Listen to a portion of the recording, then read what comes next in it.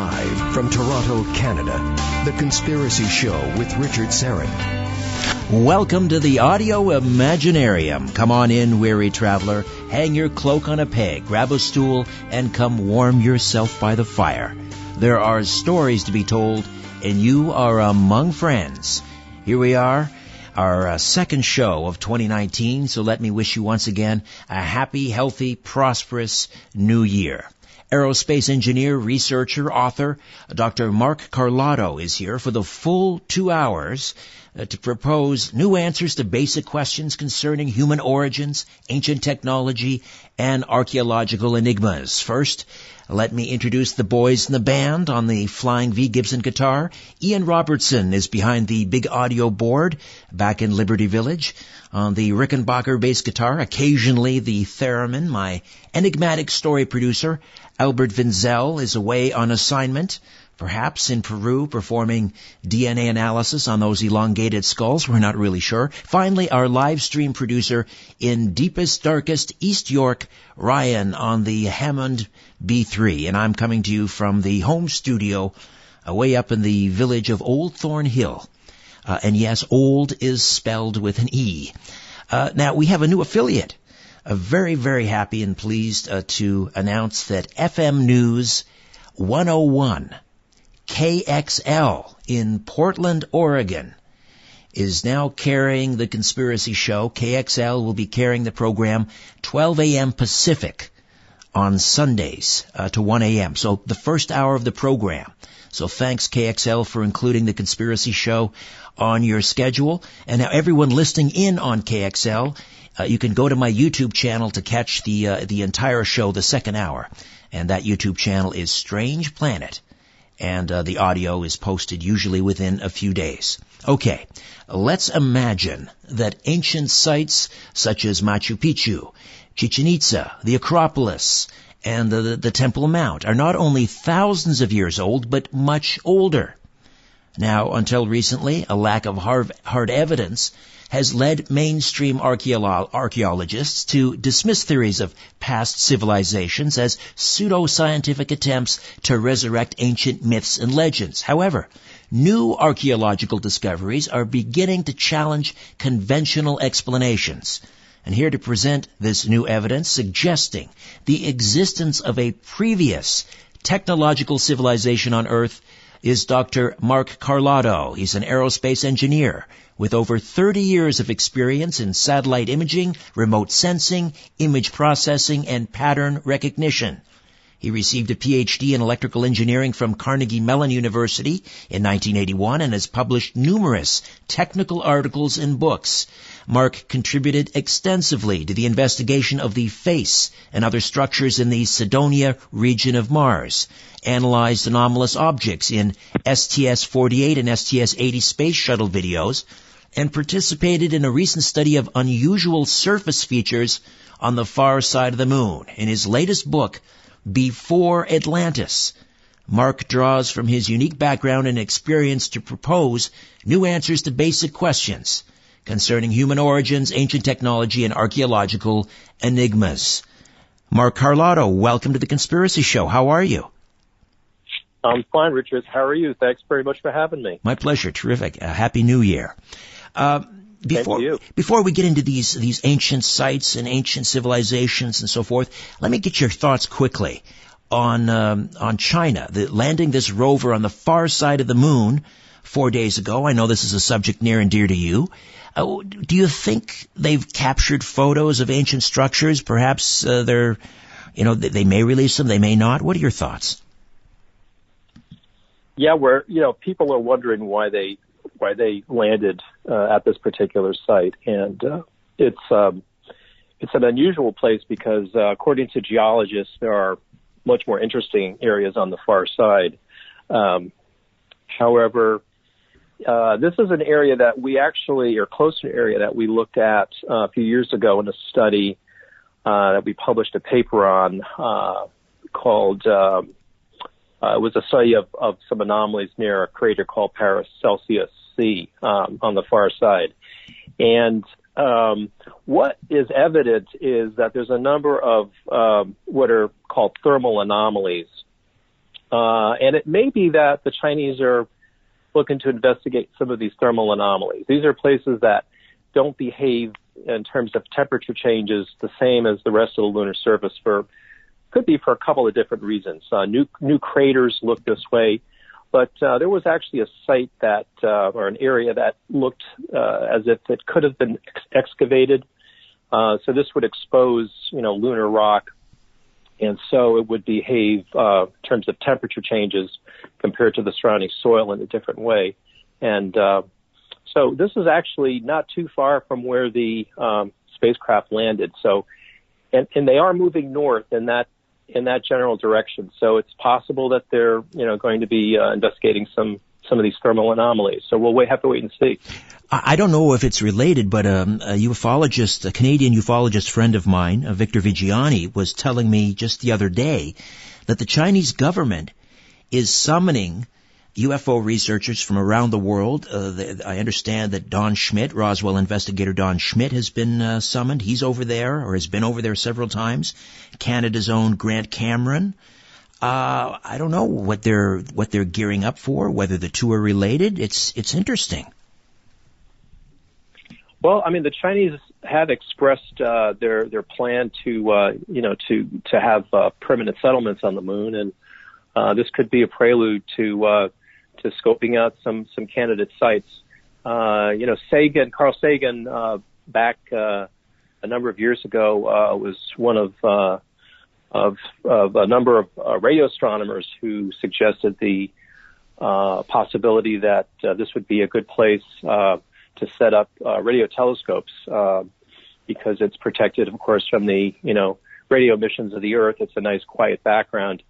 And also, this might be a place where you could find possibly alien artifacts. That this might be a place where aliens might have set up outposts to monitor Earth. And so it's always been a subject of some speculation and mystery and interest. So that we're finally getting there is really cool. And we have the Chinese have some cool instruments, and we have a number of satellites that are orbiting with various sensors, both optical and thermal and other other wavelengths. So it's interesting time. We have a lot of cool technology to begin to get to the bottom of some of these mysteries, perhaps. Well, let's delve into another mystery, perhaps related, possibly so, and you can elaborate on that later if you'd like. But these ancient sites, Machu Picchu, the Acropolis, which is very near and dear to me. I've been there several times. My wife is Greek. The Temple Mount. The traditional narrative is that we're talking, on the order of 2,500 years old, maybe for the pyramids, maybe 4,500 years old. That's the traditional timeline, correct? Right. And so how do we get from that timeline to something far more dramatic? Maybe, on the outside it could be, 10 times that old. How do we get from the traditional narrative timeline to your hypothesis, which sort of gets us into the polar shift? Let's talk about that, the Hapgood polar shift hypothesis. Right. So that's the big question, and it's a big question that you have to break down. So the idea of pole shifts actually goes back to the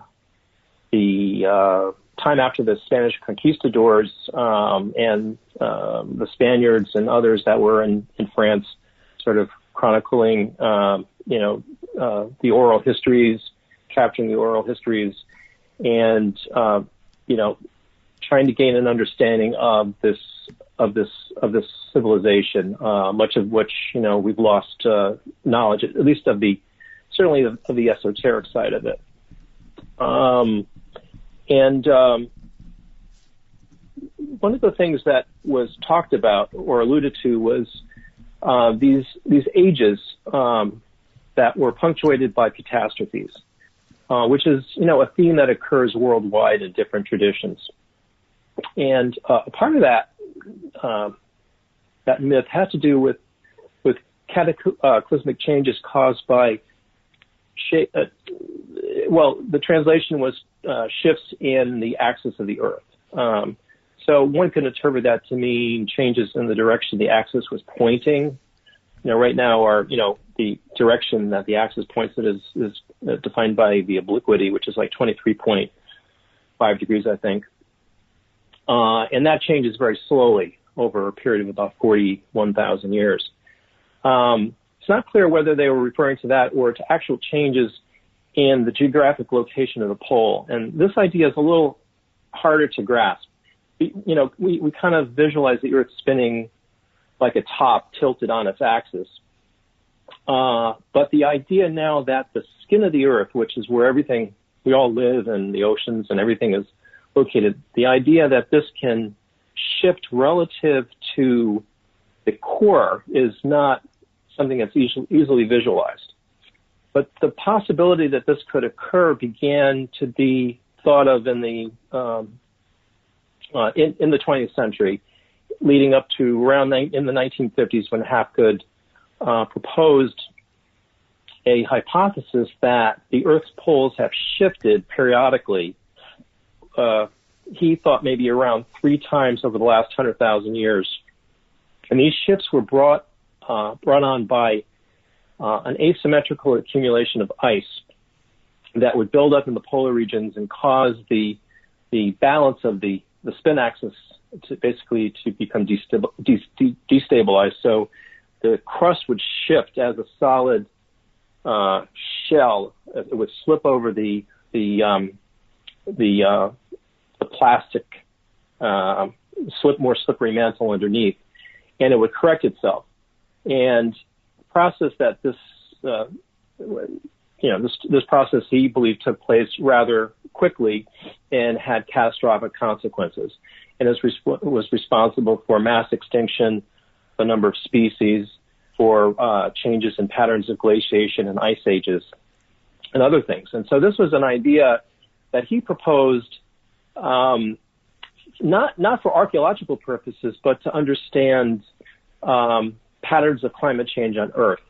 Now, like right now, the prevailing, belief is that the climate is driven over cycles called Milankovitch cycles, and these are driven by changes in obliquity, in the eccentricity of Earth's orbit around the sun, and various other factors. Cosmic rays. None of them.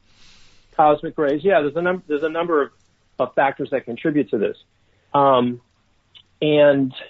it turns out that none of these appears to be sufficient to explain the extreme nature of climate change, the extreme patterns of climate change, of glaciation, and the interglacial periods.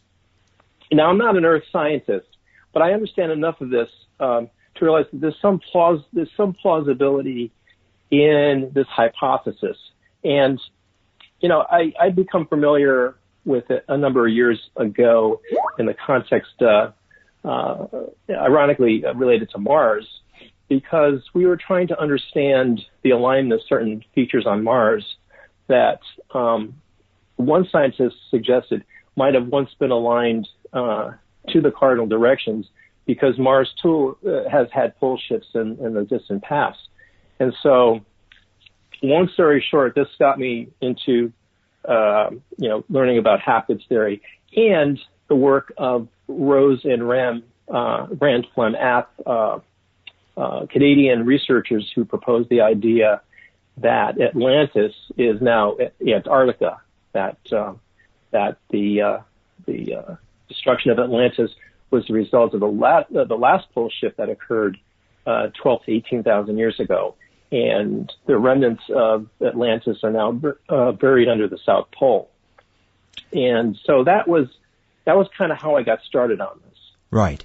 So these dramatic pole shifts, not the magnetic pole drifting slightly, to the several degrees, which is happening now. I mean, we're having to realign airports and so forth because of this. But we're talking about the mantle actually spinning around on the core, or slipping, so that the North Pole is now what? I mean, how dramatic was it? What did north actually flip to south and south to north at one point? Well, yeah, I mean, magnetic reversals occur periodically, and the slow drift or the change in magnetic declination that you referred to is well known, and that's what requires that you have to, calibrate your compass. I mean, it doesn't change that quickly, but over a period of time, it's moved quite a bit. Currently, the magnetic North Pole is in northern Canada. It's quite far from the Arctic Circle. And it can deviate by about 20 degrees. But yeah, that's not the phenomenon. It's not a magnetic shift. It's actual shift of the geographic pole caused by the slippage of the mantle. So now the North Pole is where it is in the Arctic. Previously, Hapgood had determined, based again on patterns of climate change and glaciation, that the previous pole was located somewhere around Hudson Bay. And that was 12 to 18,000 years ago. Before that, he pushed his analysis back even further and speculated that there was a previous location located somewhere between Greenland and Norway about 40,000 years before that. And another 40,000 years or so before that, the pole was located somewhere in the Yukon. And these again correlated with estimates of, different glacial periods at the time.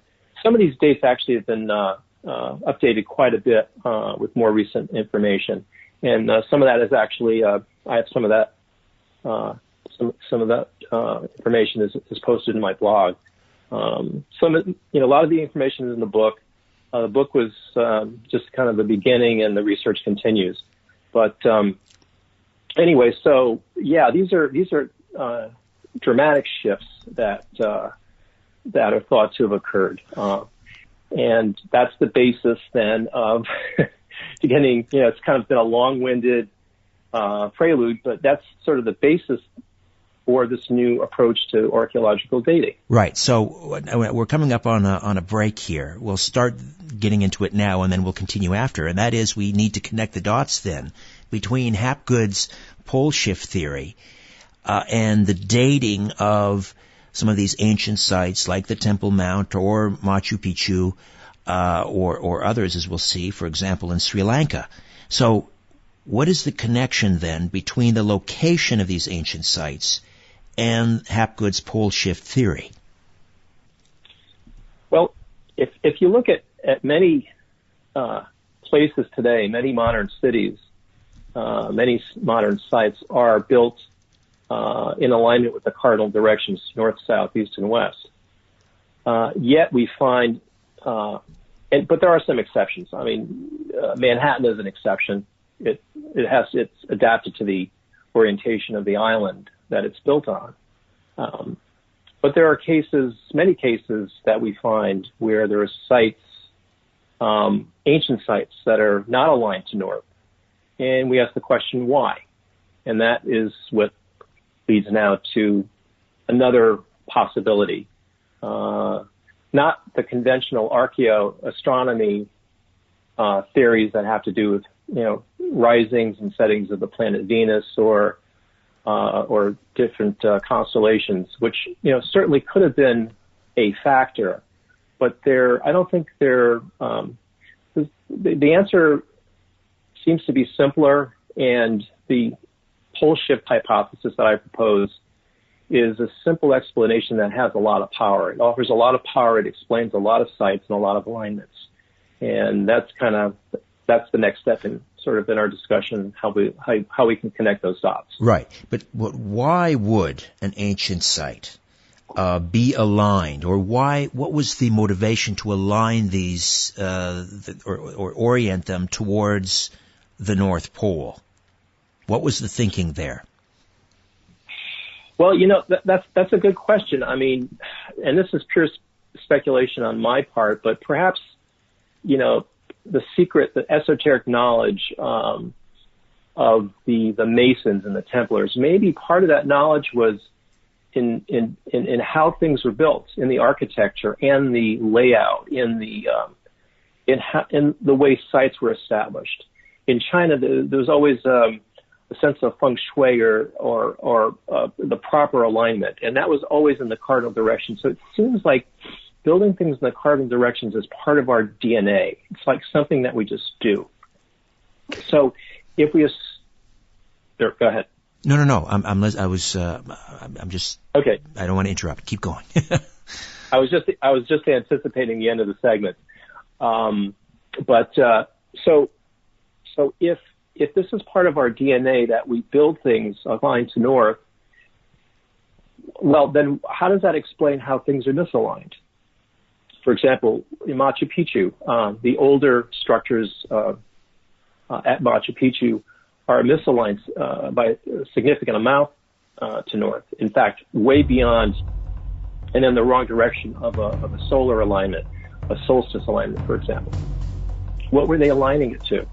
The new location of the North Pole because of the pole shift. I'm guessing. We'll pick up on this point on the other side. Mark Carlotto, the author of Before Atlantis, right here on The Conspiracy Show. Back with more in a minute. Don't go away. Where there's smoke, there's The Conspiracy Show with Richard Serrett. We are back with Dr. Mark Carlotto.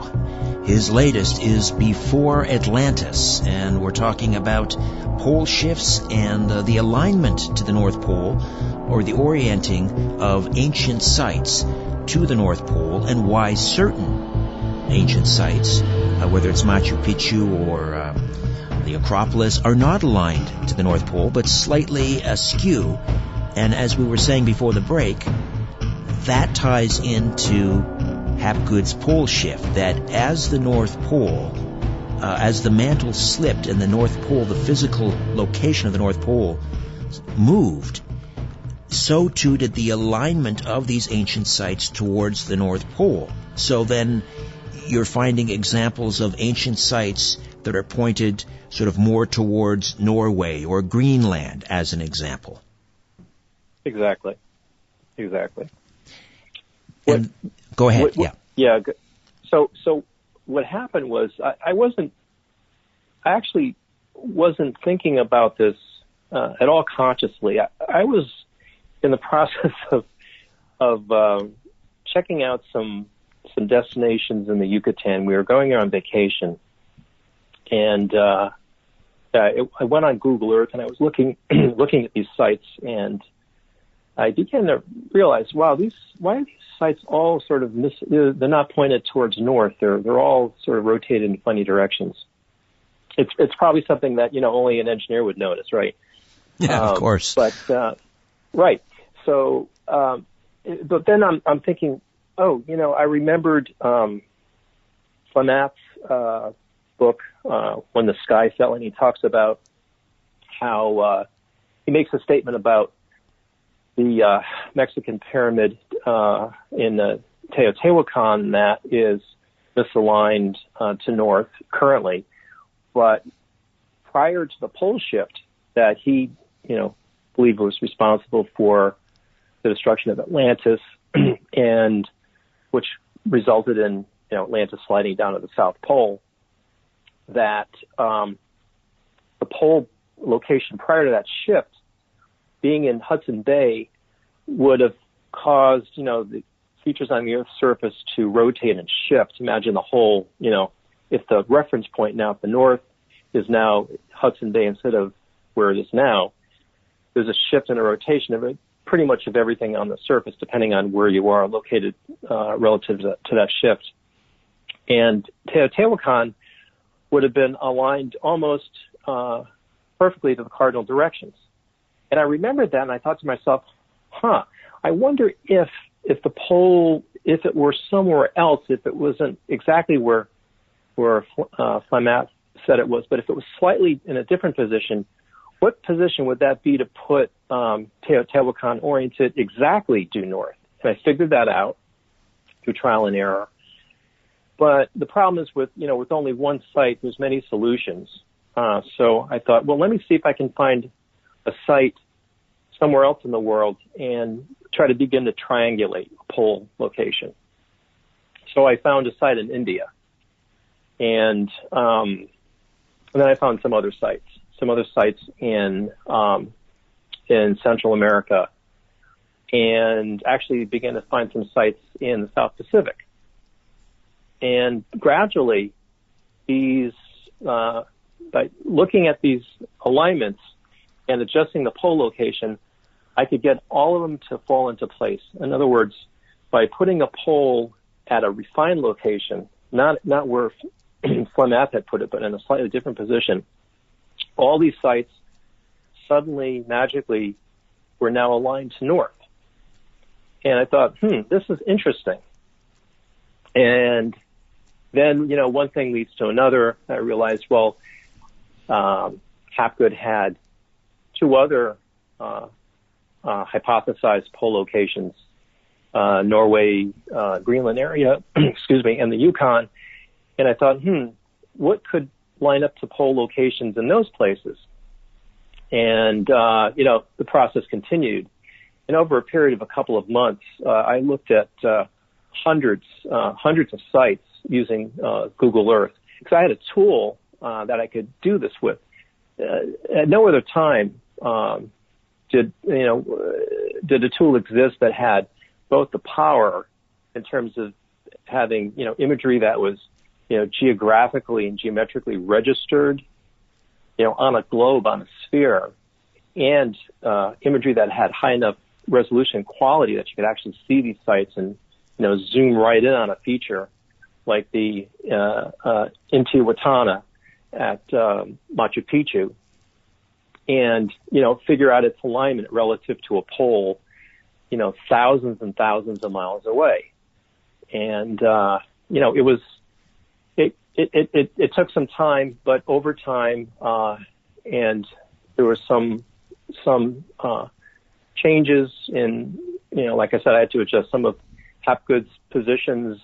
And in fact, I split one of his poles into two poles. So, Before Atlantis, is based on actually 4 pole shifts, with poles in Hudson Bay, in the Norway Sea, in northern Greenland, and in the Aleutian Islands, in the Bering Sea north of the Aleutian Islands. And with these 4 pole locations, when the book was published late September, there were over 4 dozen sites that I found were in alignment. Wow.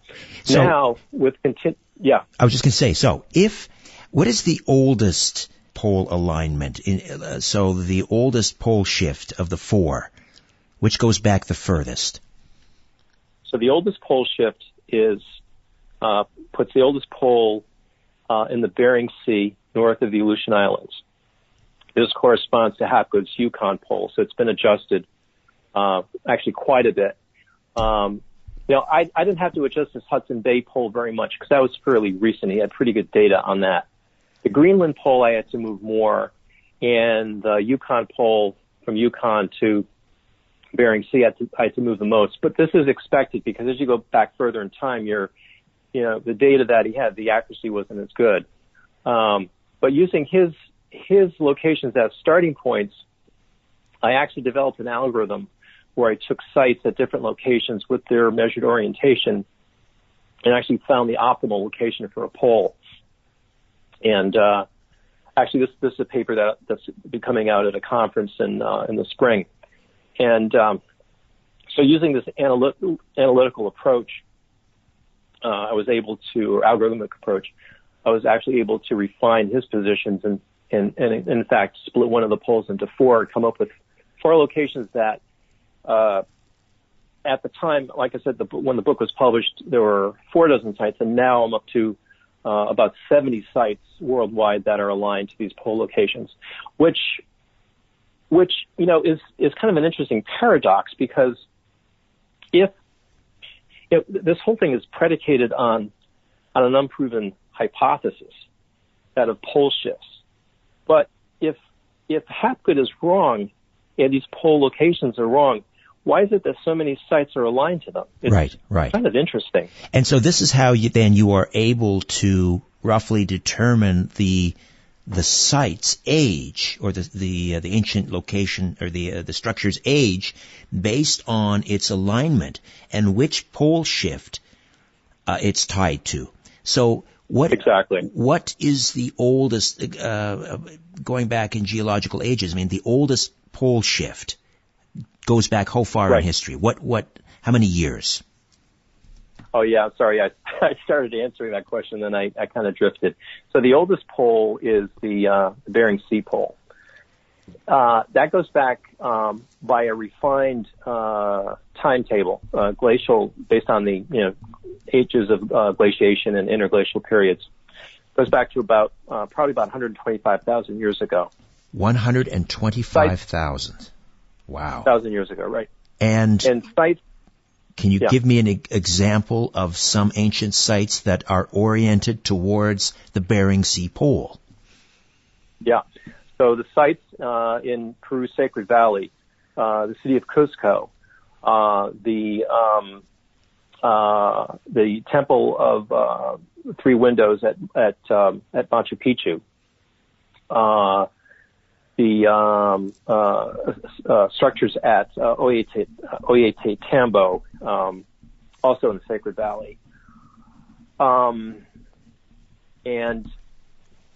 so that was the beginning. Those are the sites I found first, and those sites kind of make sense because those are sites that have these enormous stones that are pieced together with incredible precision.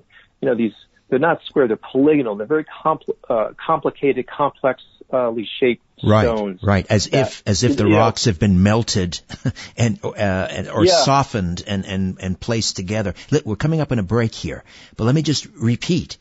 So the Temple of the Three Windows in Machu Picchu is oriented towards the Bering Sea Pole, which would mean possibly it's 125,000 years old.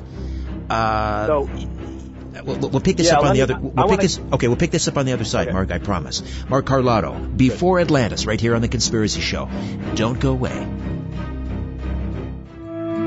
You're listening to the Conspiracy Show with Richard Serrett. So, Mark, just to repeat, Machu Picchu, the Temple of the Three Windows, is oriented towards the Bering Sea Pole. That pole shift occurred 125,000 years ago. Correct? Am I understanding this correctly? That's right. So does that mean that Machu Picchu was built 125,000 years ago, at least? So the hypothesis is not that the structures that we see there are necessarily that old. The hypothesis is that the original site was laid out 125,000 years ago. We talked about sort of some basic ideas. One basic idea is that we build things to north, all factors equal. Another idea is that we build on pre-existing arrangements. There's many examples of this that are discussed in the archaeological literature having to do in archaeoastronomy with sites in Mesoamerica. In fact, there are land patterns of land use, fields, and so forth that are aligned to old directions. Some of them are these pole directions. So the idea is that these directions were established long ago by the first site, by the original layout of the site, that in some cases has seen many stages of construction. This, I think, is perhaps more evident when we start talking about features in Europe, like the Parthenon or the Temple of Jupiter in Lebanon at Baalbek, where there's evidence of structures being built on top of other structures. So the idea is that the first structure was at Machu Picchu was in place 125,000 years ago. Right, and then perhaps whatever structure that was destroyed because of the pole shift, the cataclysmic event, and then was rebuilt using the same orientation. They think they're still pointing north, true north, but they're not. Is that the idea? Well, no, they know that they're not pointing north anymore, but it's viewed as perhaps a sacred site. It's old and it's perhaps viewed as being sacred. Nowadays there's a lot of a lot of respect for sacred alignments, for ley lines, things like that we don't really understand. It's not necessarily scientific, but there's a respect and appreciation for them. So the other component might be that there was this memory of how things were, and the remnants of the site, and that you just simply, out of respect, you just kind of, rather than totally renovate it, destroy it, and build it again, you sort of take what you have and you build upon it. But then a new site built during this era after the pole shift would be built now towards the pole as it existed then. So at that point, it would be the Norway pole. So it would be pointed up, whereas Machu Picchu is tilted. A site built, for example, there were sites built along Peru's coastline that were built, I believe, during the time of the Norway pole, that were aligned to north at that time. And meanwhile, a few hundred miles away, Machu Picchu and these other sites are misaligned, but perhaps were renovated. Not renovated is probably not the right word, but had been reused, or maybe they were in a state of disrepair for some time. Eventually rebuilt with the original plan, the original alignment maintained. Right, but the point is, or the one that jumps out at me is, someone built something there 125,000 years ago or longer.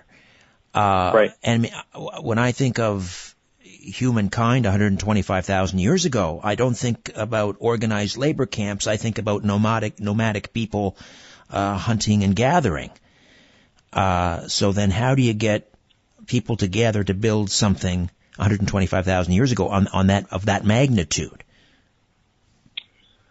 Well, so you kind of jumped to the oldest site, but we could look at sites that were aligned to the Hudson Bay Pole, and that pole probably existed from 12 to 18,000 years ago back to maybe 50,000 years ago or 40,000 years ago. Oh, okay. And that period of time predates mankind as well.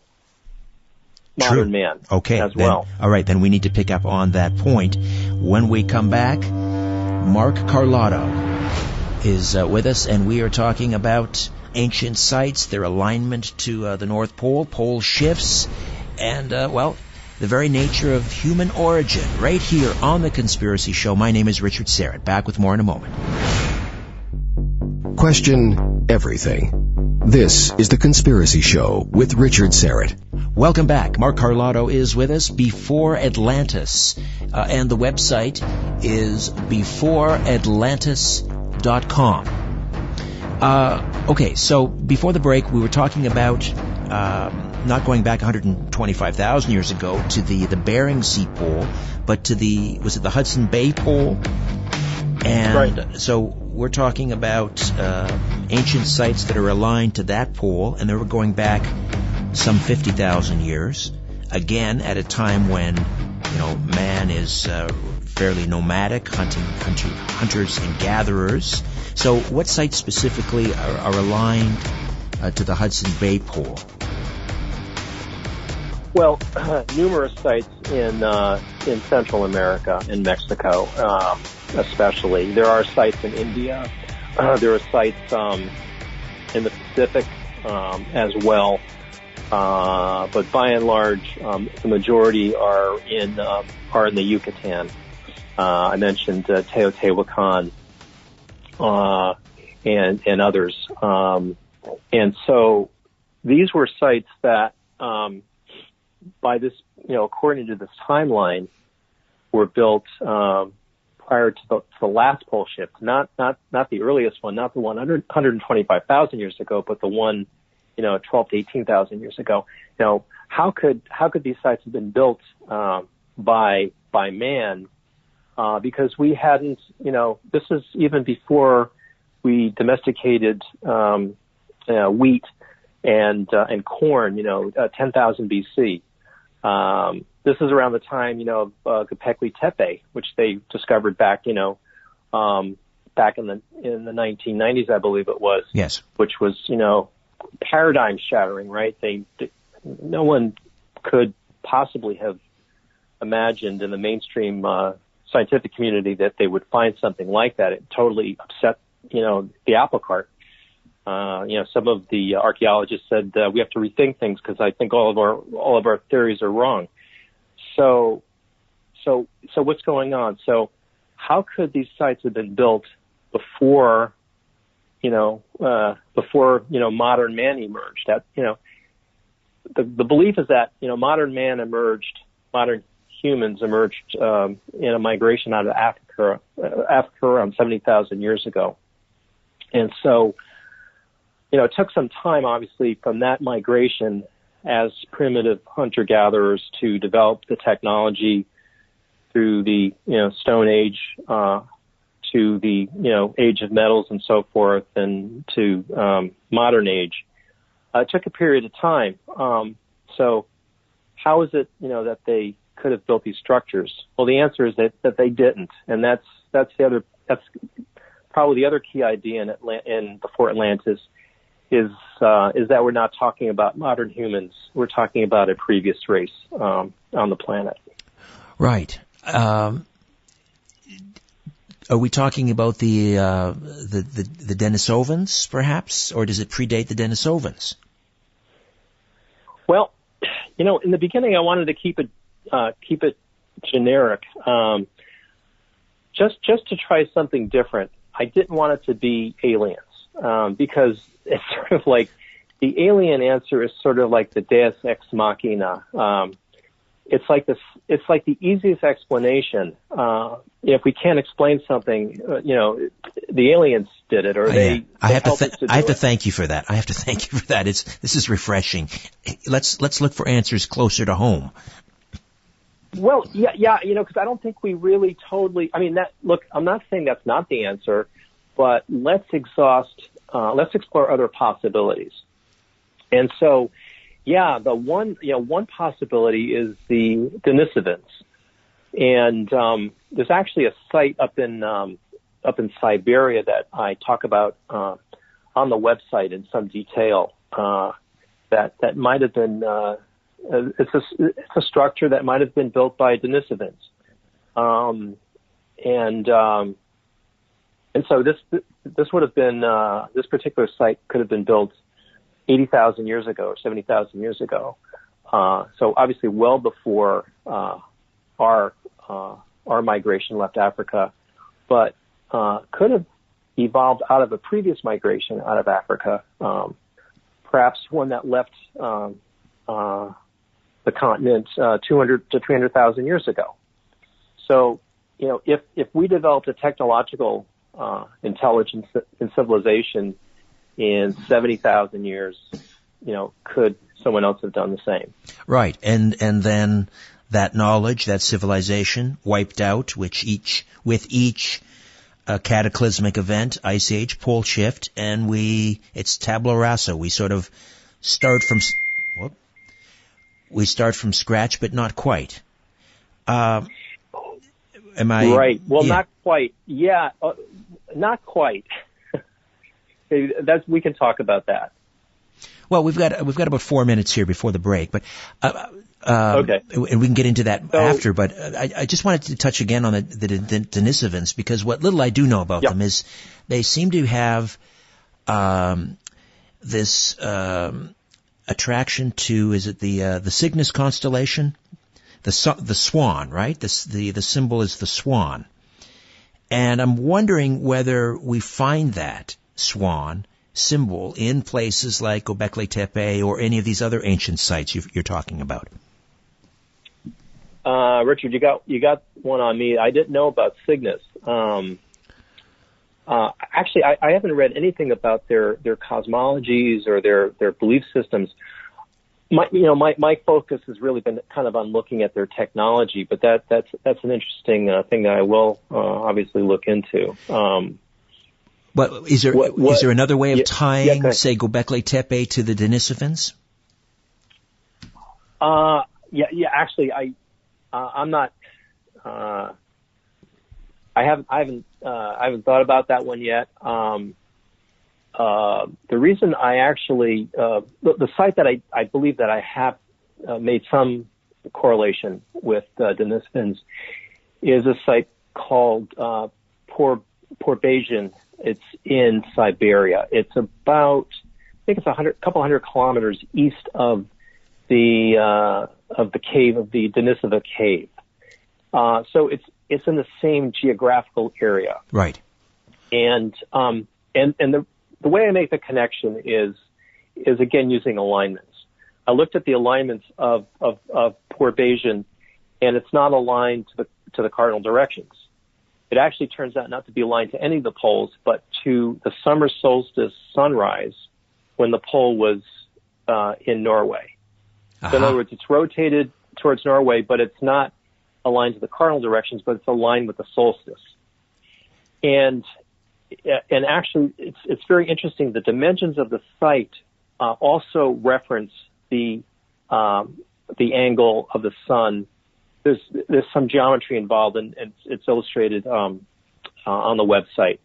But so on the one hand, I'm able to come up with an alignment that correlates with Norway.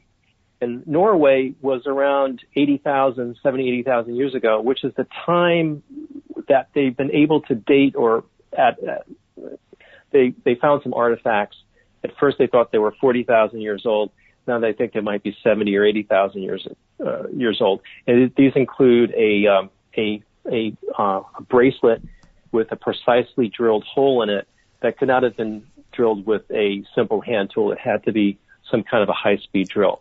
Amazing. So if they had precision tools for, micro, manufacturing, perhaps they also have the technology to build a site like Bayesian, which is it's a really weird site. It's in the middle of a very shallow lake, currently built on a permafrost plug. No one would live there now. You couldn't live there now, but so why is it there? Well, when the pole was in Norway, Siberia had a much more temperate climate. And so the site makes a lot of sense. Fascinating. This just must have the academians just flipping over. I mean, a lot of things at stake here, including tenure, no doubt. We'll come back with Dr. Mark Carlotto. Before Atlantis, here on The Conspiracy Show. Don't go away. My name is Richard Serrett. Live from Toronto, Canada, The Conspiracy Show with Richard Serrett. Thanks for inviting me into your home, long-haul truck, RV, camper, taxi, your parents' well-appointed rec room with the wood-burning stove, the neon Miller beer sign, and the foosball, your loft, that greasy spoon just off the interstate, and your cabin in the woods. A big howdy to everyone listening in on our flagship station, Zoomer Radio, 740 megahertz on the amplitude modulation band, 96.7 on the frequency modulation band here in Toronto. Hi to everyone tuning into this transmission on one of our affiliate stations, including our brand new affiliate, FM News 101 KXL in Portland, Oregon. Hi to those who join us via the Strange Planet YouTube channel, and those of you who join us in the live chat on YouTube. Incidentally, we're not live streaming tonight, but we will resume our live stream very soon.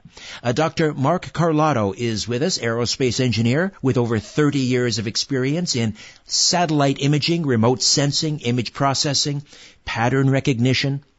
Mark contributed extensively to the investigation of the face and other structures in the Cydonia region of Mars, analyzed anomalous objects in STS-48 and STS-80 space shuttle videos, and participated in a recent study of unusual surface features on the far side of the moon.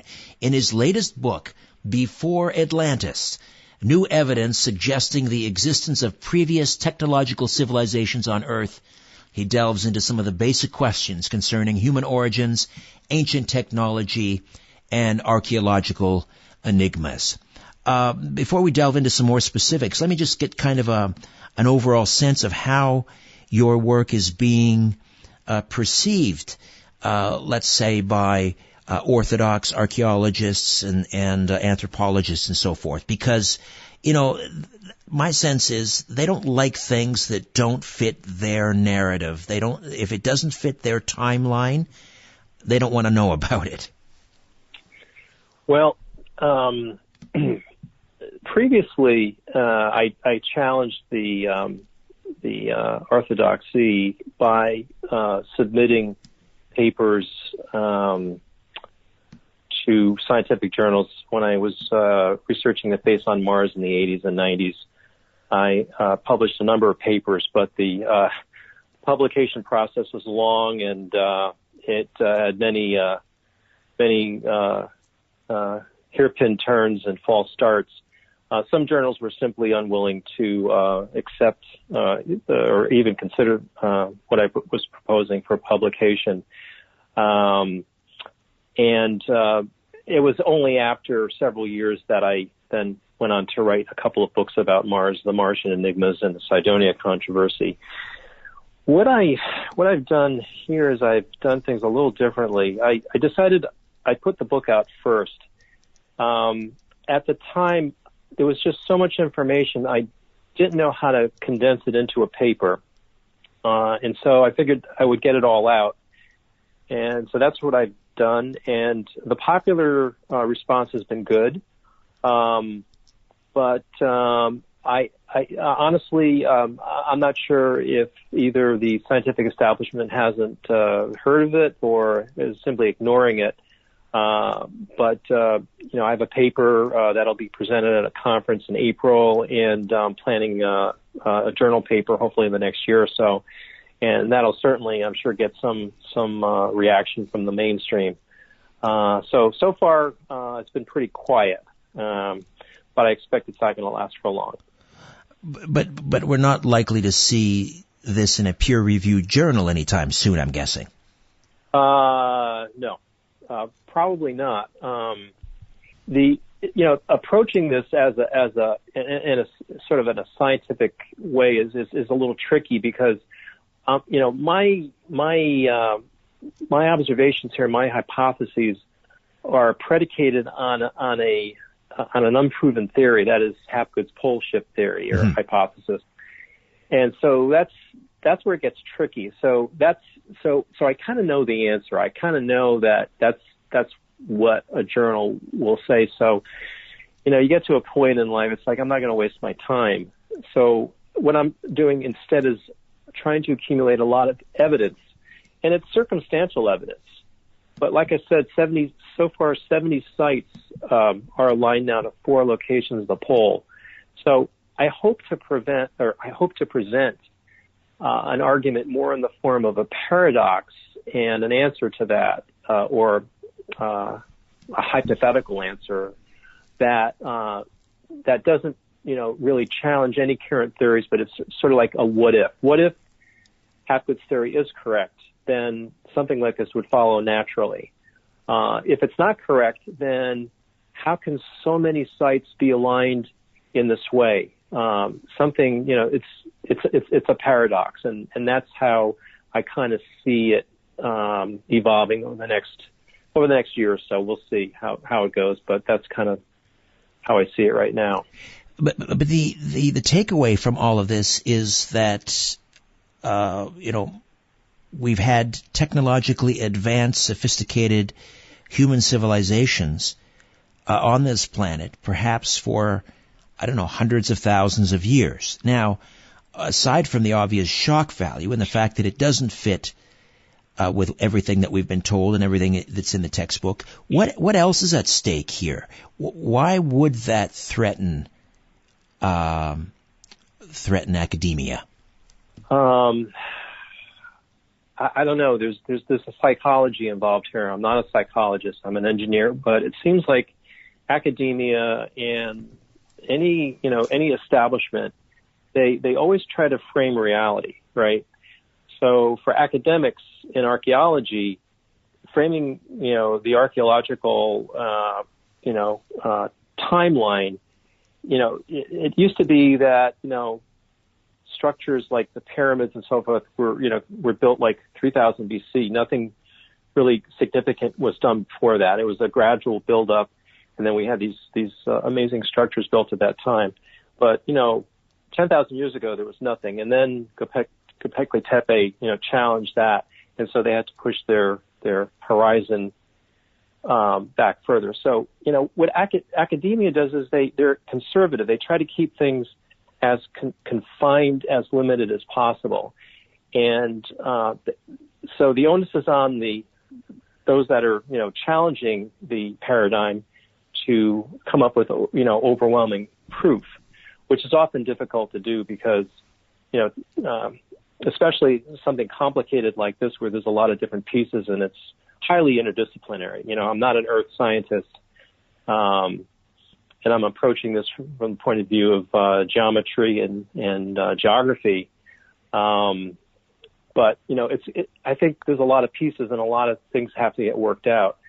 So it's really not a top-down approach. It's very kind of, it's almost tactical at this point. So, I've kind of laid out the basic ideas, and I know they totally challenge, and they, and I know I mean no disrespect to the mainstream, but I'm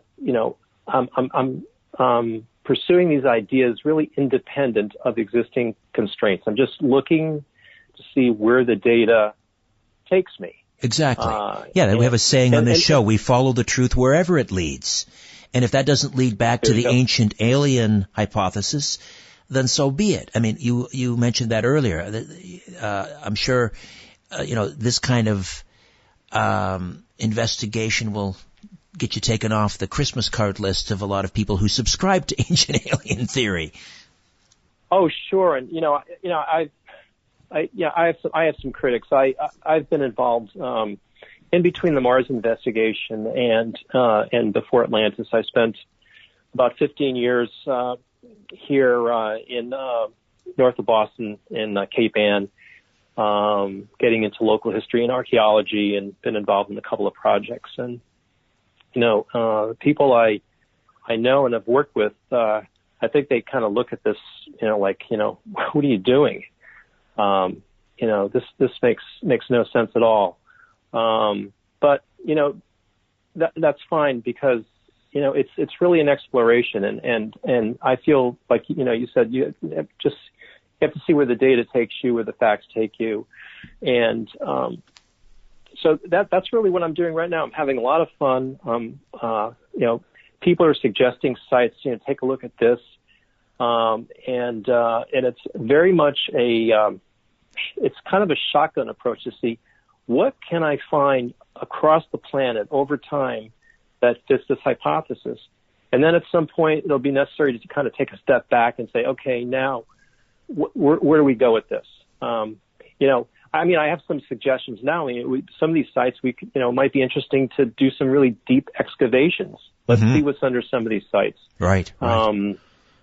But let me ask you about, before we get into some more specifics about the Lion Rock and the constellation Leo and so forth. I want to go back to the Temple Mount, because I didn't ask you about that specifically. Which pole shift is the Temple Mount aligned to? So, the Temple Mount is complicated. Let me get my book out here. So, the Temple Mount, specifically the Western Wall in Jerusalem is aligned to the Greenland Pole. So we talked about the Hudson Bay Pole, and we talked about the Bering Sea Pole. Well, the one just before the Hudson Bay Pole was the Greenland Pole, and then there was the Norway Pole, and then the Bering Sea Pole. So the Greenland Pole is 50, 60,000 years ago, something like that. And the Western Wall is aligned to the Greenland Pole. What's interesting is a structure in Petra. Petra is a place in Jordan. It contains that iconic site. We've all seen it. It's in the Indiana Jones movie. It's it's that temple that's sort of half built, half carved out of rock. Right. And there's a site in the same general vicinity. It's called the Temple of the Winged of the Winged Lions, and so it makes reference to lions. And as an aside, a number of these other sites align to the Bering Sea Pole also make reference to lions. So Temple Mount is aligned to the Greenland Pole. Petra is aligned to the Bering Sea Pole. The Western Wall, I should say, is aligned to the Greenland Pole, and Petra is aligned to the Bering Sea Pole. Right. Temple Mount itself is a mosque that is aligned, that points towards Petra. Now, we all know that mosques nowadays point towards Mecca. Right, right. But there's evidence that before the founding of Islam, that pre-Islamic religions and cultures were referenced to Petra. So they didn't. So mosques and so the direction towards Mecca was not the sacred direction. Right, right. It was the direction towards Petra. So the Temple Mount in Jerusalem points towards Petra, and the Western Wall that's to the west of the Temple Mount points towards the Greenland Pole, and actually the east wall of the walled city of Jerusalem is also aligned to Petra. So that would indicate that the eastern wall is older. Ah, fascinating. So the eastern wall and the Temple Mount would have been emplaced first, followed later by the Western Wall. It's according to this chronology. Right, right. And the Western Wall, the remnant of the Second Temple, destroyed around AD 70. But the idea here is that it's building on an ancient footprint that had been aligned to that Greenland Pole tens of thousands of years prior. So someone was building there before. Yes. Now, in addition to the pole shift hypothesis, it seems to me that we have a lot of ancient sites that are aligned to that have some celestial significance. So, I mean, is that separate from the pole shift theory, or is it tied into it? So, for example, if you have some sort of a fortress and it's aligned to one of the constellations, and it bears the name of that constellation. Is that a separate theory, or is it somehow tied into the pole shift theory? So what I've looked at are lunar and solar alignments that can be referenced to previous poles. So, like today we can have sites that are aligned to the cardinal directions, but also aligned to the summer, winter solstice, sunrise, sunset, as well as what are called lunar standstills. Lunar standstills are motions of the moon, sort of like solstices, and knowledge of standstills apparently is embedded in the design of Stonehenge 3, according to research that Gerald Hawkins did a number of years ago. So I haven't actually looked at stellar alignments. This is almost a whole other thing. This includes like the alignment or the Giza-Orion correlation theory of Robert Bauval. Graham Hancock and John Grigsby have a similar hypothesis that Angkor Wat and temples in Thailand are aligned to constellation Draco. These are both, circa 10,500 BC. So I'm not really talking about those. I'm so far, okay. I'm just really talking about pole shifts, north, south, east, west, as well as solstices and lunar events. So not, stellar events like you're asking. Well, the reason I bring it up is I'm talking about the Lion Rock in Sri Lanka, right? And the constellation Leo. So, the lion, it's called the lion. Why was it called the lion? Is it relating to the constellation Leo? That would make sense, except that it's not oriented towards Leo. But if then you factor in the precession of the equinoxes, the constellations move, the cycles, what are they, 26,000 years. Then at some point, the Lion Rock, which was supposedly built in 600 BC, at some point it was aligned to Leo. And if it was aligned to Leo, that makes it much, much older. The last time that constellation sort of swung by and it was oriented would have been, what, tens of thousands of years prior to that. Or thousands of years prior to that. Yeah. So I guess what I sort of said was not entirely true. What we can talk about here, and actually the subject of this particular posting, is the alignment of this lion rock in a place in Sri Lanka called Sigiriya. That is again one of these alignments that is hard to understand. It was an initial attempt, and I think the explanation for the alignment, which is only a few degrees off of east-west, is that on those days that the sun rose in those particular directions, at noon the sun would be directly overhead and would cast no shadow. And this had some obvious visual, if not ceremonial or religious significance. So this happens every year, and you can't really use it to date the site. Now, when it comes to constellations, it's usually like, and talking. I mentioned earlier the Orion Giza correlation theory, Robert Laval, and that theory is that on sunrise on the equinox, on the spring equinox, 10,500 BC or so, that era, the sun rose in the constellation Leo. So in other words, when the sun was coming up, it was in the against the backdrop of the constellation Leo, and that of course references the Sphinx, and then the pattern of the stars in Orion at their position at that time would have matched those of the pyramids. So a similar thing going on here is that thought is that, well, this is a lion rock, and it references Leo. When did that correlation happen? When did that line up? It turns out that because of this particular alignment, there are two dates.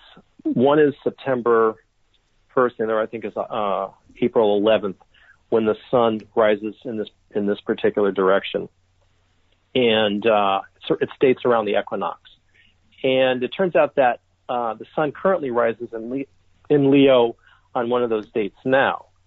So we know, it wasn't just built. So, okay, when was the last time? If we go back to when they think it was built, which is about, I have to scroll down and look. I think it was 600 BC. 600 BC, I think. 600 BC. Yeah, okay. Let's go with that. 6th century CE. Yeah, it's like 5 something. Okay. At that time, and you can figure this out by precession, if the sun is rising currently in Leo now, then it rose in Virgo. So, why would a rock that's called the Lion Rock, that actually had a giant lion as part of the entryway, that's no longer present, it's just the claws of this lion are all that's left, but the site clearly references a lion.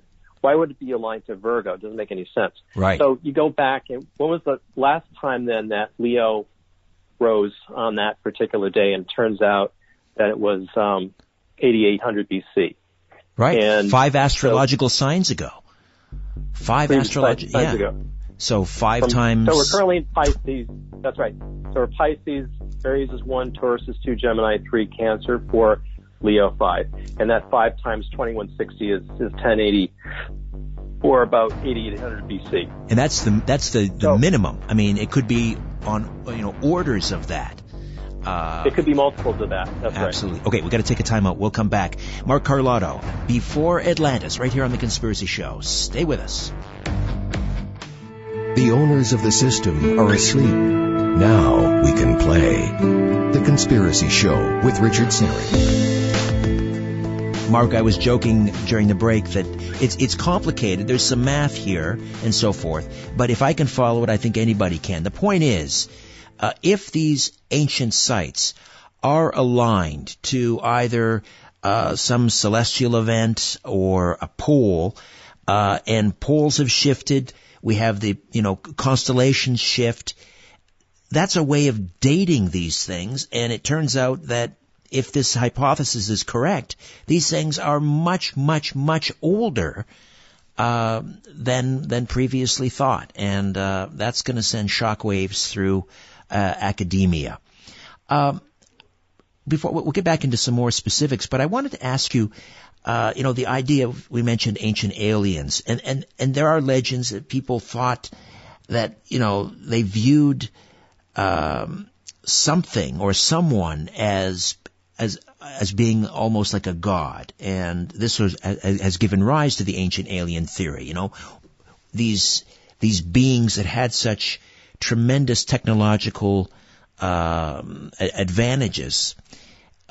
So is it possible that there were remnants of one of these civilizations that survived a cataclysmic event, and they interacted with sort of the more primitive civilization, and then they were, in fact, likened unto gods? Yeah, I think that's exactly it. So in the book, at the end of the book, I show the distribution of sites, both over the globe in space and in time. And it's clear that these sites existed worldwide. It wasn't just in a place called Atlantis, wherever that was. And it wasn't just, 10,000 years ago, but it was over an extended period of time, perhaps 100 plus thousand years. And in both the Old and the New World, in South America, in Central America, in Europe, in the Middle East, in Northern Africa, in India, in Northern Asia. And so you have this pattern that suggests that there was a civilization that was well in place, and it existed over a long period of time, judging from the remnants of, what they left behind, these structures. And that's the key evidence, that these are sophisticated structures that suggest the civilization was sophisticated and it existed over a long period of time. It was, worldwide. So this was in place, and then this migration out of the heart of Africa occurs, and they run into these people, and they same species, but, well in advance technologically. So what was their reaction? And I think viewing them as gods, is not unlikely. It's another explanation. It's an like I said earlier, it's an alternative to the ancient astronaut explanation.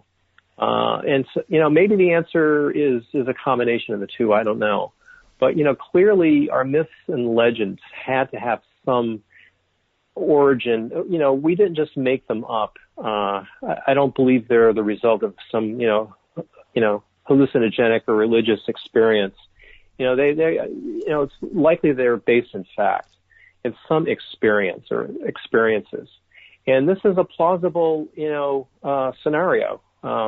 They basically two waves of humans, bumping up against each other, one wave, 100,000 years more advanced than the other. So it's not implausible. And the fact that it happened worldwide, is sort of the whole idea of, why do I call this Before Atlantis? Sort of like Atlantis has become kind of like the key.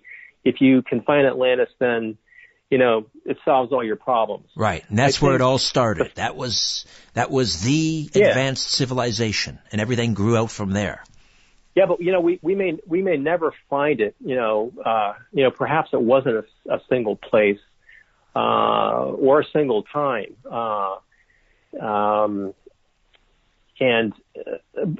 So rather than sort of get hung up on trying to interpret Plato or Edgar Cayce or other sources, primary, secondary, and so forth, I thought, well, let me see if I can just go back to something even more basic, which is archaeology, structures, geometry, and geography, and see what you can make of it. And so this is why it's a new approach. It's a new answers, old questions.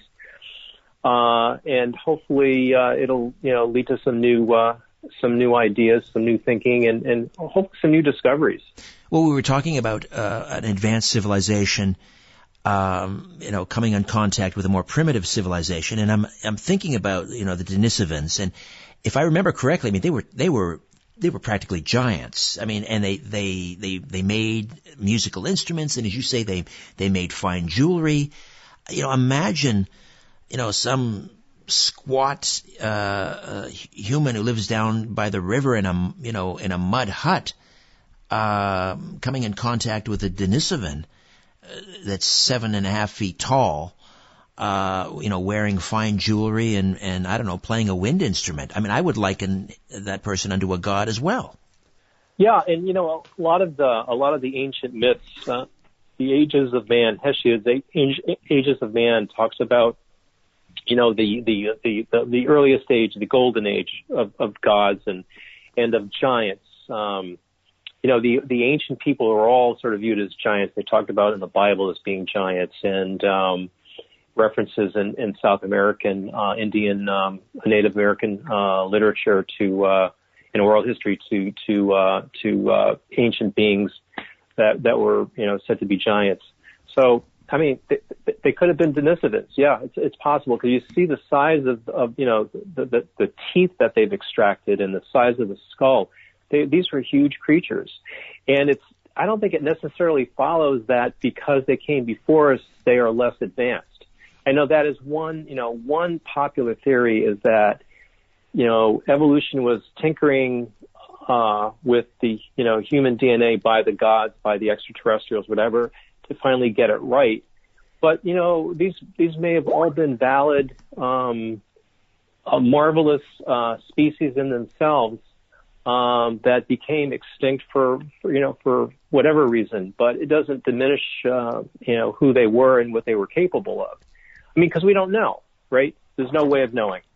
Well, we have these, the Vedic myths of civilizations with flying machines and possibly ancient, nuclear wars and so forth. I mean, obviously we're far flung into the field of speculation here, but I mean, how advanced do you think they might have been? Let's talk about the Denisovans, since we're using them as an example. I mean, you mentioned, they had the ability to drill fine holes for their jewelry and so forth. But I mean, what is the potential here in terms of their technological acumen? Well, it would be interesting if we found some artifacts on the moon or on Mars that are man-made, or not natural, let's say. One possible explanation is that, they came from Earth. They weren't necessarily extraterrestrial, but they came from a previous civilization on the planet. I think all that is within the realm of possibility. See, personally, it's not so much for me, it's not the level of technology. I just want to know how far back it goes, because, you mentioned the Vedic literature, and, the Vedas talk about these yugas that are, thousands, millions of years old, and, clearly modern man feels totally disconnected from that. But, I believe, whether it's spiritual or physical or astral, everything is part of one big equation, and it all has to add up. So, there was probably, there had to have been some reality.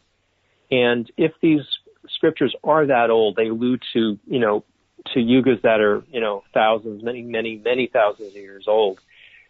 But we only go back 10,000 years, then there's a disconnect. But if we can show that there's a connection, and I'm not trying to, some might say, well, you're trying, you have an agenda here. I just want to explore that possibility. Can we close that gap? Can we push back the horizon of, civilization, which, includes not just technology, but also, religion and, higher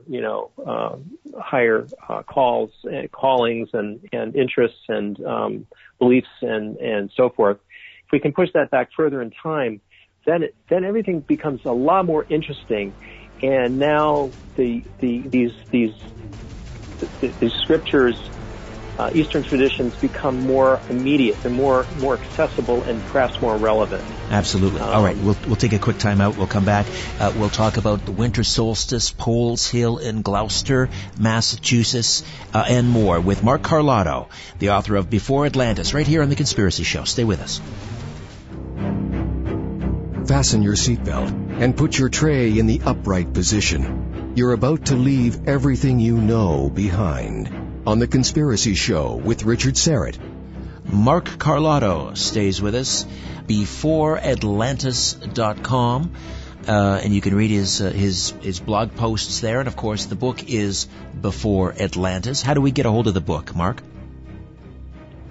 It's available on Amazon, both Kindle editions as well as hard copy or print, and you can get to you can either go directly to Amazon or go to it through BeforeAtlantis.com. There's a link there as well. One of your recent blog posts has to do with a location, an ancient site in Gloucester, Massachusetts, which is, I'm guessing, not too far from you. You're north of Boston. I'm not sure where Gloucester is in relation to that. But tell me, what did you discover there? So this is kind of where I've been hanging out between the Mars investigation and Before Atlantis. I mentioned earlier I kind of I sort of burned out on looking at planetary imagery and craters and eroded mesas on the surface of Mars, and I moved here to Gloucester and got some hiking boots and did a lot of exploring. And I actually wrote 3 books here related to places of interest on the North Shore, which includes Gloucester. And one of those places is called Poles Hill, which a friend of mine, who's an anthropologist, told me about a number of years ago. She's an expert on Native American Indians, the Native people that are specifically the New England Native American people. And she had some knowledge that there was a site here that might have been a Native American ceremonial site with alignments to the seasons and the sun and so forth. And so she had a few pictures, and I actually hadn't done this for a while. It was like I learned about alignments and solstices, not in aligning things on Earth, but on actually aligning Martian landforms, which is kind of crazy. So finally I had a chance to apply it to, what it was intended for, I guess, in the first place, which was sites on Earth, places like, Stonehenge and things like that we're all familiar with. And this site is covered by rocks that were sort of dumped there by the receding ice from the last ice age, right? Yeah. So it's kind of connected with, Before Atlantis, that talks about pole shifts with, that were inferred based on ice ages, and remnants of the last ice age are all over Gloucester. It's a terminal, it's called a terminal moraine, where all the boulders, they say all the boulders not used in the rest of the world were dumped here. And, so you have this landscape on this place. It's a plateau overlooking a tidal estuary. And, it's just covered with these boulders, some small, some quite large, these erratics. And so when I first went up there to see if I could find an alignment, it's like alignment of what? Everything is, there's like, hundreds, thousands of these boulders. What, how can you possibly make any sense of this? But to make a long story short, we just, through, working both with Google Earth and doing a lot of hiking and a lot of investigation on the ground. And that's kind of what, that's why this was a valuable experience for me, because previously, and now, a lot of this is happening on a computer. It's all, aerial archaeology, right? Right. And so I didn't go, I'm just working on some alignments related to the Marcoasi Plateau in Peru. I haven't been there, and it's not likely I'm going to get there anytime soon. You need to look from above because one of your areas or your skills is pattern recognition. So you need to look from above to get the bird's eye view. And that's where it's at, but you also have to have experience on the ground. And so my time here in Gloucester has been very grounding. No pun intended, or actually pun intended. That so I have an appreciation for actually investigating and finding the structures on the ground and photographing them and measuring them and having that sort of hands-on. So it's not just on a computer. So Poles Hill was kind of a combination of Google Earth, aerial archaeology, because the site is exposed and you can see all the boulders. But there's also a lot of hiking around. And so what I was able to determine was that there were 3 large stones, in retrospect, quite obvious stones that are aligned. The one stone is a central sighting stone, and then 2 others are winter solstice, sunrise, and sunset markers. Sorry, I'm going to jump in here. I'm going to get you to hold on to the so what. Okay. When we'll pick up on Gloucester, Mass. and the sunset rocks when we come back. Mark Carlotto, Before Atlantis, here on The Conspiracy Show. Back in a moment. Shaking the world and seeing what falls. This is The Conspiracy Show with Richard Serrett.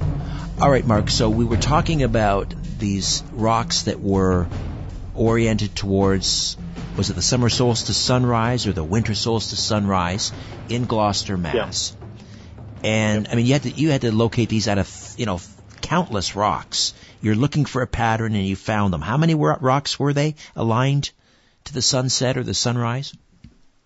It's just, initially just these 2 rocks. So there was a summer sunrise and a summer sunset, solstice sunrise and sunset marker relative to a sort of a central sighting stone. And then later I found a winter alignment. And then after that, I actually found some alignments to constellations that, we had talked about earlier, how that works. So it was actually over a number of years that I discovered a number of interesting alignments. But the amazing thing about this site is that it was all done with the available materials.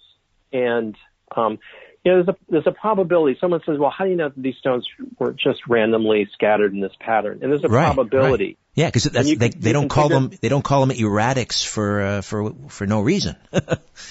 Right. And there's a probability that these stones align in this particular pattern. But, you can determine that probability and for all these alignments, and it turned out to be, 1 in a billion or something like that. It was a pretty small number.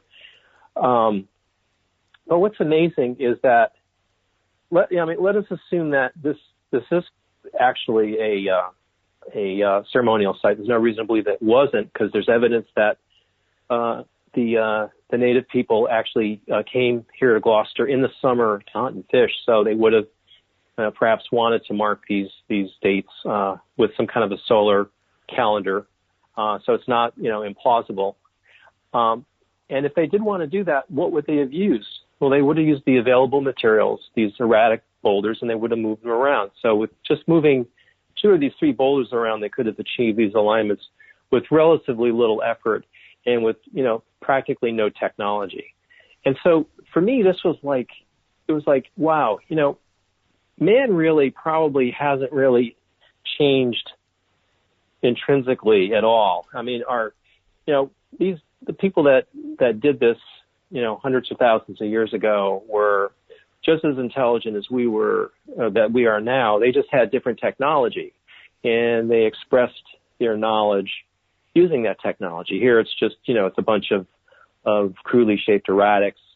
Those that built Stonehenge used stones that were shaped more than these, but still not the precisely engineered stones that you find at Machu Picchu or Pumbu or Teotihuacan, places like that. And so, but it doesn't. They weren't any less intelligent. They still had the intelligence and they had the knowledge. It's just that they expressed it in a different way. And that was for me kind of a revelation. And I've kind of taken that now. I think it's part of sort of my perspective now that I, have in a sense not left Gloucester because I'm still here, but, as I'm exploring, the world using Google Earth, I have that appreciation now that, what to look for. We don't want to necessarily color it with Western technology. We want to be a little bit more, open to the unexpected. Let's look at patterns and numbers more intrinsically and not, attach a lot of expectations to them. And that's kind of, where the whole pole shift thing went and where it's going. And, just like we said earlier, we'll have to see where it leads. But it's leading to some interesting places so far. Right. Now the sunrise rocks or the sunset rocks, were they, aside from their alignment, could you distinguish them in any other way? Did they pick, for example, a particular type of rock? Maybe it had a certain coloration that they wanted it to stand out. Was there anything else that stood out about these rocks, or was it just their orientation? No, they do have they have a peculiar shape, and some of them you have to. I built a little pole camera. It was sort of an old, like a very early selfie stick. Back a number of years ago, and it was about 15 feet long. I used a pole from cleaning my swimming pool, and getting up high enough that I could kind of see these rocks in a context, not satellite altitude, but something a little lower. You could see that some of these had a shape that was like, kind of looks like a serpent or like a snake's head, and a lot of these rocks do have that shape. Now, whether it's a projection of our minds, but a local geologist, who's actually very skeptical, believes that all these rocks were altered by a process called spalling, which involves heating the rock and, flaking it off. So it's kind of a controlled way of shaping a rock using heat and cooling. And so he believes that these rocks were shaped, by this process. And so, so in answer to your question, yeah, these rocks seem to have a serpent-like appearance to them, which then led me later on to hypothesize that some of these rocks might actually be lined up with the constellation Draco. And that's actually a paper that was published in the New England Antiquities Research Journal a few years ago, and there's a reference to that online. If they were aligned to Draco, if they were at one time aligned to Draco, are you able then to date the site? Yeah. So the solstice alignments, I was able to date using changes in obliquity. This is how they date Stonehenge to 30 something or 2500, 2800 BC, something like that, because it doesn't line up exactly now. But if you look back in time, the sunrise and sunset position changes because our axial tilt changes, right? The obliquity of the planet, right, which is the amount of tilt. And so it turns out that between 2,000 and 4,000 years ago, the summer alignments were the sun rose in line with those alignments today. The way that we measure them today, the sun doesn't line up exactly today, but back 2,000 to 4,000 years ago, it did. It turns out that the constellation Draco and part of the adjacent constellation of Hercules, which is not known to the native people. So that's why some local experts kind of have frowned on this whole theory. It's like, the native people, knew the Great Bear, and they knew, they had their own mythology and had nothing to do with Hercules. They did know Draco because the pole star back then was Thuban, which is a star in the constellation Draco. But anyway, so the answer is that this lines up a pattern of rocks on the ground locks to that same pattern of certain stars in the sky in the same time frame, 2,000 to 4,000 years ago. So the stellar alignment corroborates the solar alignment of the site using different rocks and different formations, but it's the same site. So two different datings of the site give it an age of about 4,000 years old. Fascinating. It's all fascinating. And that old saying about, listen to your elders. Give us new meaning and new respect for our ancestors. Far more advanced than we can even imagine. Mark, this has been a delight. Thanks for having me. It's been fun. And again, the website beforeatlantis.com and the book Before Atlantis available wherever good books are sold. All right, that's it for me. My thanks to Ian Robertson, Albert Vinzel, Ryan, of course. Back next week with a brand new program. In the meantime, don't be afraid. There's nothing concealed that won't be revealed, and nothing hidden that won't be made known. What you hear in the dark, speak in the light, and what I say in a whisper, proclaim from the housetops. Move over, Aphrodite. I'm coming home. Good night.